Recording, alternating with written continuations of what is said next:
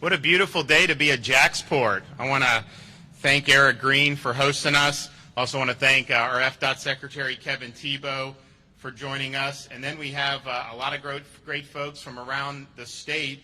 We have Jonathan Daniels, who's the Port Director at Port Everglades. Paul Anderson, CEO of Port Tampa Bay. Many people around here know him well. Alex King, Port Director at Port of Panama City. And then, of course, we got a lot of great folks here with me today. As many of you know, we are facing major disruptions not only just in the United States but beyond, but certainly in the United States, disruptions in the supply chain. You've seen the images of all these ships docked off the coasts of various cities in the United States where there's a big log jam. That, of course, is impacting what we see in terms of on our store shelves. We see more empty shelves than we're used to seeing, and there's shortages of different things. Of course, we're also seeing increased costs in terms of inflation. Year-over-year increase in food prices so far is the highest it's been in 10 years. And of course, many commuters have been suffering under about a 50% increase in gasoline. And so you see a lot of problems. I know they just announced, well, in California, maybe they'll start having the port operate 24/7. Our ports operate 24/7. I mean, that should be happening anyways. And so we in Florida have the ability to help alleviate these log jams and help to ameliorate the problems with the supply chain. And part of it is because we've long been committed to reliable, modern, and accessible port facilities. Since I became governor in 2019, we've allocated almost $1 billion to over 70 Florida seaport projects. And these are approaches that have made us really, really strong. And of course, the port is one. And then once it gets off the port with the different operations that we offer, both rail and road, it really, really, really is, I think, a model for the rest of the country. So we're here. We have capacity. And not only that, I'm proud to announce, and I'm going to let the directors talk a little bit more, that JAXPORT and some of the other ports are also stepping up even above and beyond by offering incentive packages to businesses who want to move their cargo through these ports like JAXPORT.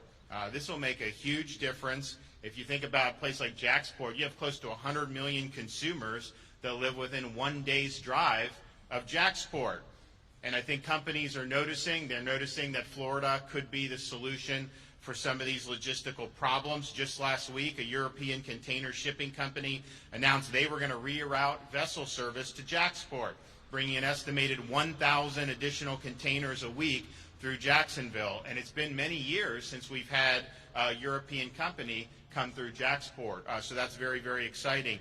Port Everglades recently accommodated the MSC Stella container ship with nearly 7,000 containers this past weekend, and the MSC Susanna container ship with 9,200 containers is arriving this weekend from India via the Suez Canal.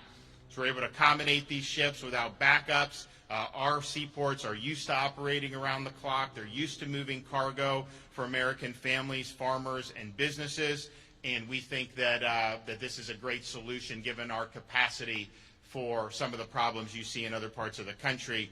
In addition to our seaports, though, we've invested more than $200 million each year on freight and rail infrastructure to create a more reliable intermodal network.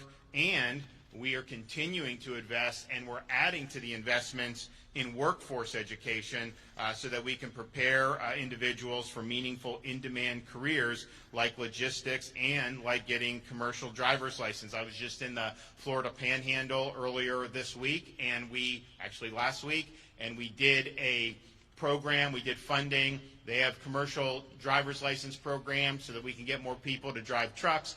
But they also need people that can service these trucks. So we launched, we did almost $3 million. They're going to add a diesel technician program to what they already have. And these are really important jobs. They're in demand. And I know JAXPORT works with the local. I think all these ports work with some of the local educational institutions to make sure that we have folks coming on these tracks. And so we're going to continue to do that. Since 2019, since I've been governor, we've increased enrollment in high-quality post-secondary career and technical programs by nearly 50%. We've added 50 new apprenticeship programs, and over the last year, 2020, we did 15,000 more industry certificates awarded than we did in 2019, and so that continues to grow. Part of it is because I think people see more and more that if you're certified, if you have the skills, particularly as you're talking about our ports, you talk about some of the logistics, they need people that have skills, and you're going to be able to do very well if you do it. So Florida's here. We want to make sure that Americans get the goods they need, particularly as we approach the Christmas season. I can only imagine if we don't ameliorate some of this by then. I mean, last-minute shoppers like me, we're going to show up and not be able to get anything. We're not going to be able to get anything delivered. So that will cause a lot of heartburn. So I actually got to make a note that I got to do it a little earlier this year. But hopefully, with what we're doing here, more and more folks coming to our Florida ports, that will be able to help solve some of the problems that we're seeing. So I'm proud of what we've been able to do, and I'm really proud of these seaports that we have in the state of Florida. Really is some of the crown jewels that we have in our state, and we want to make sure that we're helping to address, because when you start talking about supply chain inflation, that's not something that's just going to affect a small segment. I mean, that hits very wide, hits very hard. And so Florida's here, we've got capacity, and we also have incentive packages to make it worth your while to be able to bring your business through our ports. So first one that's going to talk about some of what they're doing here and what they can offer businesses going forward is Eric Green, the CEO of JAXPORT. So Eric, want to come up?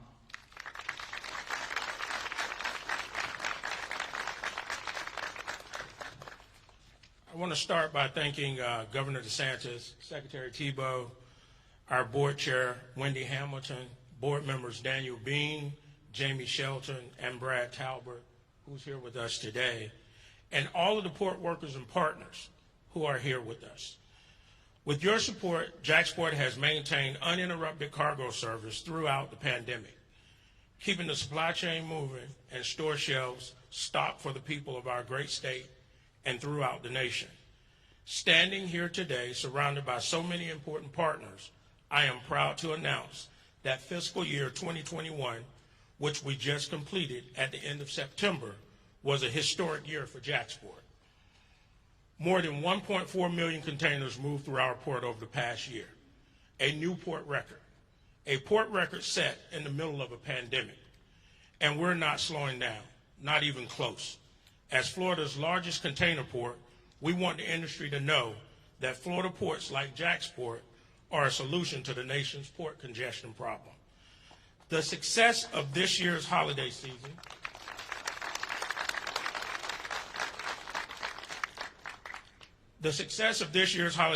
depends on shippers and ocean carriers diversifying their port calls and utilizing uncongested ports like ours.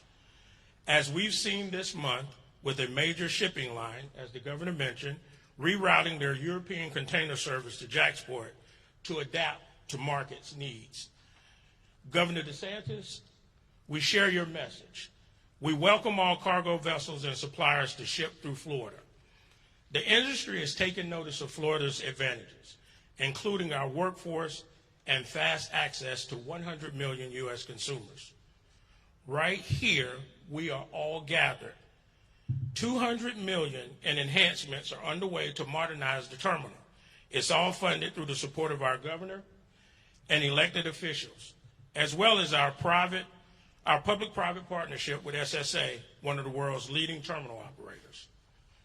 Together, we are building the port of the future, further increasing efficiencies, combined with the investments that the state has made in our transportation network and the strength of our trucking, rail, and service providers. We are ready to serve the needs of consumers in Florida and throughout the nation today and for generations to come. Thank you.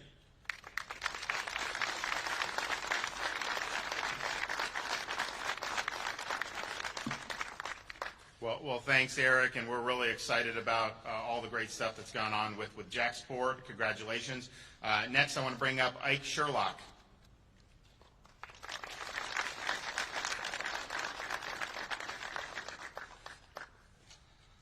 Governor DeSantis, Secretary Tebow, Mr. Green, distinguished guest, my name is Ike Sherlock. I'm the Chief Operating Officer for AGX Freight.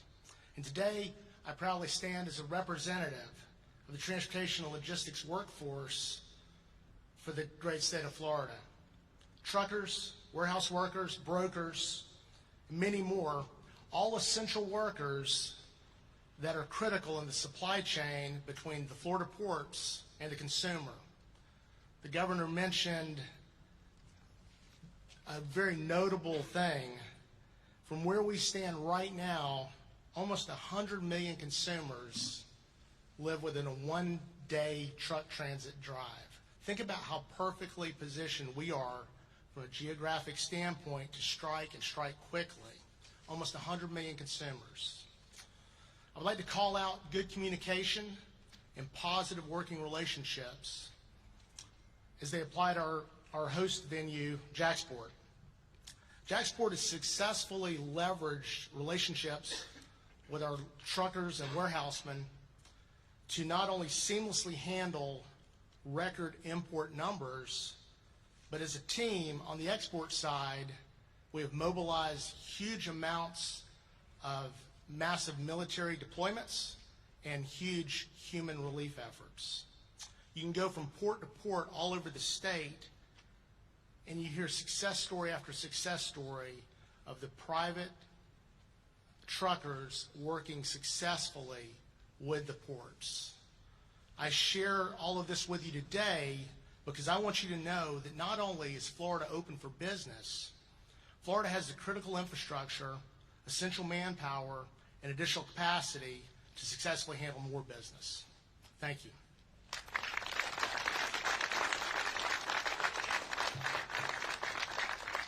Okay, Mark Masaglia delivering remarks.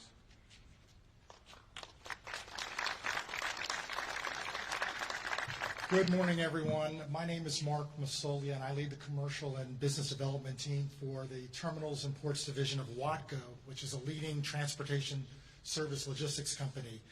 We're here today because Florida is open for business. Governor DeSantis, we're grateful for your leadership. You've made sure that business was open during and throughout the pandemic, and your leadership has been a bright light in a sometimes dark world. Thank you. We all know that port congestion and a record number of vessels at anchor are exacerbating the nation's supply chain issues.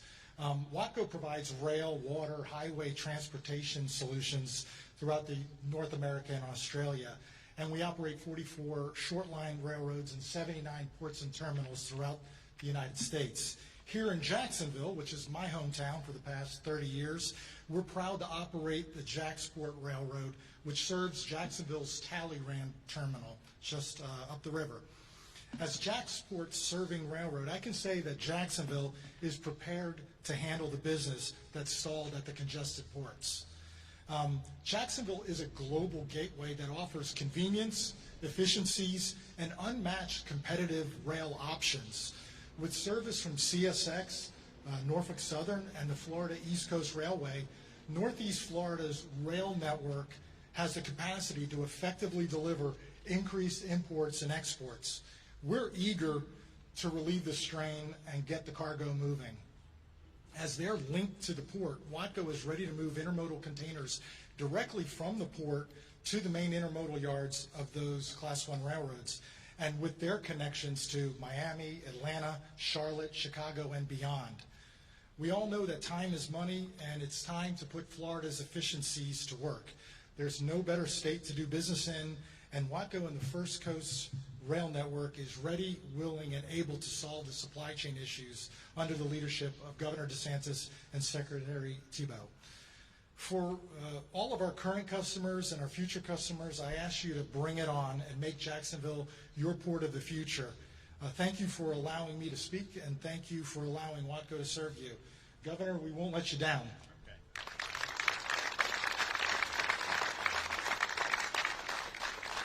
Okay, from Port of Tampa, Paul Anderson. Yeah, thank you, Governor DeSantis, Secretary Tebow. Thank you very much for the support that you've given to our ports.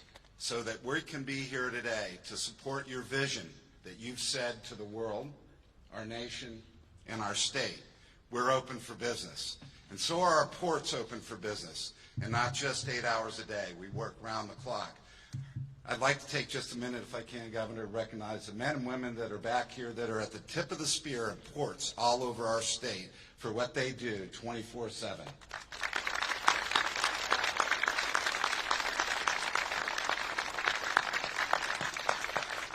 I'd also like to say, I see some old friends. Good to see you, Lake. It's great to be back in JAXPORT. Eric, thanks for hosting us. I'm here for one simple reason, is to ask for the shippers around the world, those that own cargo. I want your business. Eric wants your business from JAXPORT. Jonathan from Port Everglades, we want your business. Reroute your thinking. Reroute your cargo to come to Florida. We stand ready to offer you incentives that will make it ideal and cost savings so that these men and women in our ports can move your cargo to get to consumers so Governor DeSantis can late shop and still get what he needs. Thank you very much.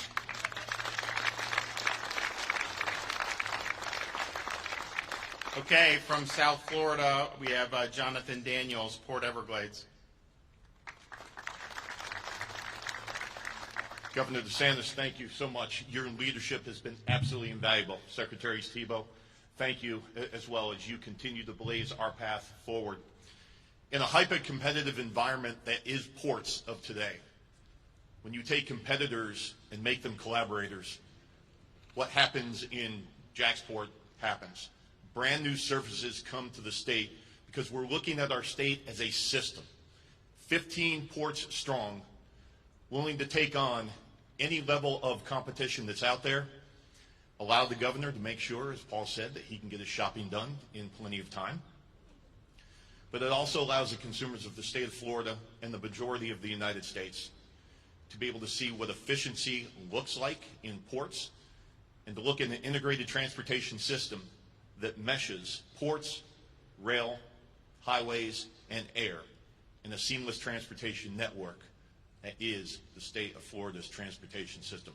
Governor, thank you for your leadership. And again, has been said, we're there to be able to support you. We're there to be able to support the shippers, the carriers on a global basis.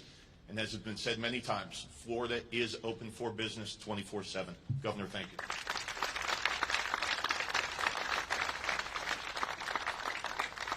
Okay, we have our Florida Department of Transportation Secretary, Kevin Thibault.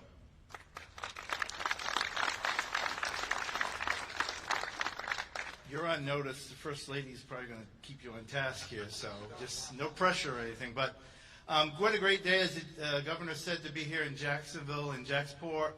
And you've heard the commitments, right? You've heard that this governor and the department has made these commitments. But it's not only at the port side. It is at those intermodal connections, whether it be the highway mode or the railroad mode. We have made those commitments, and we'll continue to do so in the years ahead. So we are open for business, as you've heard. I like what Mark said. Let's bring it on. We're ready to go, and we can help whatever the freight needs are for the region. Thank you very much.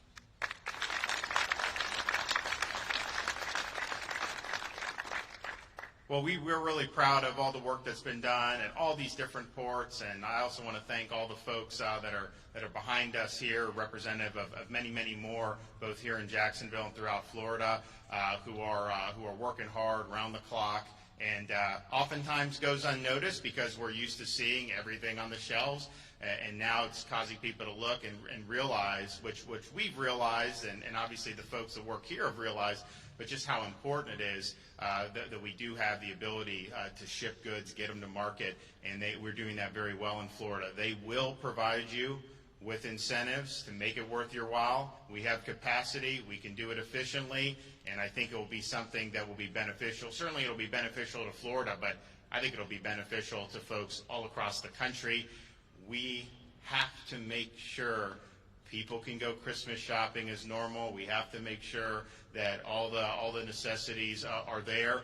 And if it's because ships are sitting off the coast somewhere else and they can be rerouted here and we can get all those shelves stocked, then we want to be a part of that solution. So Florida is the way. Yes, of course, we have been and are and will continue to be open for business, but we also really, really put a lot of emphasis on our seaports. We've done a lot of great investment, not just on the infrastructure, but also supplying the workforce going into the future. We're really, really proud of it, and we're really, really excited that we can be part of the solution that we see with some of these supply chain issues going on throughout our country. All right, thanks, everyone. God bless.